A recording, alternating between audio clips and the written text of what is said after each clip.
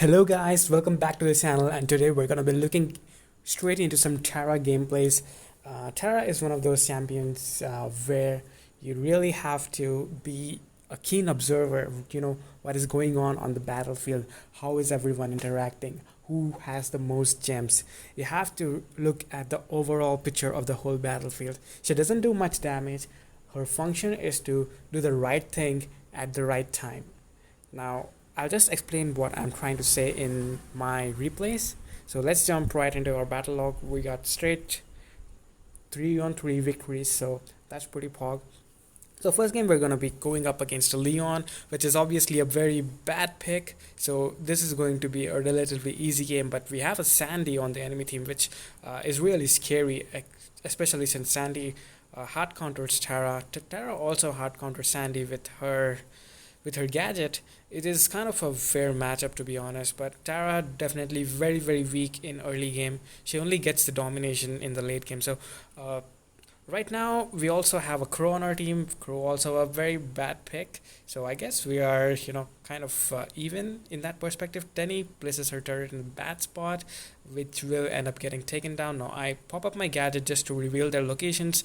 So this is exactly why Tara counters Sandy, kind of, just because when Sandy uses her super, Tara can just activate her gadget, and then Sandy and all his teammates will be revealed even in the Sand Shroud. So Leon has a super, so I also counter Leon very hard with my gadget, because whenever Leon goes invisible, I just click my gadget, pop. His invisibility is of no use anymore. So I try to get some chip shots over here. Now I try to go for this pull. Very, very easy. Gonna take down that Sandy with relatively no problem. So Tara recently got a buffed, and that is pretty much why I was able to survive that counter with that Sandy. I would have ended up taking down if Tara wouldn't have been buffed, just because her health got buffed. As you guys can see, I was literally on 8 health in that encounter. So that's gonna be it for today's video, guys. With Tara, you really have to be very patient. So okay, I have 2 more games to display, so not just yet the end of the video. So I'm just gonna go ahead and pop up the next replay so we can spectate it. So we're going up against a Max, which is definitely not a good pick in my opinion in Gem Grab. She recently got buffed though. We'll see how this goes. So we're also going up against a Call, which also got recently buffed to a certain degree. So now I'm gonna be able to take down that Poco to almost 722 health. He's struggling to maintain his health. Now going to end up taking down him as well. I'm gonna chase this Max also. So pretty poor gameplay from our side. So the mines really help. Bow mines really help out over here. So I'm relatively near to my super here. But the thing about Tara is you need to know when to use her super and when to not use her super. That is a very core mechanic for Tara. If you do that right, I think you are a very decent Tara player if you are able to do that right. So Sandy's gonna pop out his super over here. I'm gonna pull this Carl, because he has a super. He's a threat to every one of us. So if he gets close, he can just team wipe all of us with a good super. So my star power ends up healing all my teammates back up, so that's really good from our side. Now I don't know what this boy is doing. He shouldn't have gone too aggro over there, but he ends up taking down the Poco luckily. So we're gonna end up with that victory right over there. So this is somewhat of a immature-ish gameplay, just because our opponents were not good as well. So I think to be honest, that gameplay was not too high. But this gameplay is very good. We are facing up against some very good players over here. So we have a BB on our team, a Pam. They have Rosa, Phoenix Crow, and Nita. So I don't think they have an advantage over here, just because our Pam hot counters their Crow. Crow cannot really do anything, but I don't know why Pam is playing so passively.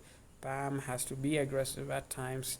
She has to be a passive player, but Pam is, uh, okay. What the hell is happening? So the Nita gadget is really really broken in my opinion. Seriously, it can really change games, the tide of battle.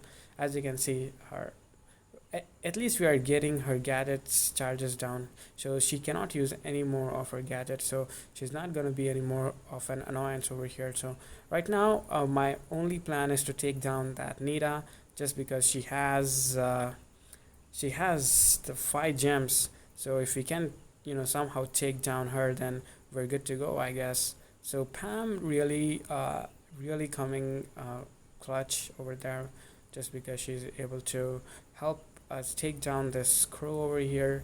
Now Bear is there. I pop out my super, killing the Nita in the process. Now I head back instantly without panicking, just because I have the support from my teammates. Also, the turret from Pam can heal me, as well as her gadgets can really come to clutch. So I pop out my super just so that I can counter Crow's gadget over there. Otherwise, someone would have ended up taking down, because Crow's gadget is ridiculous. He gets like 60% shield, which is obviously ridiculous. So we're gonna end up taking the victory on that one. Gonna head down the star player to the Pam.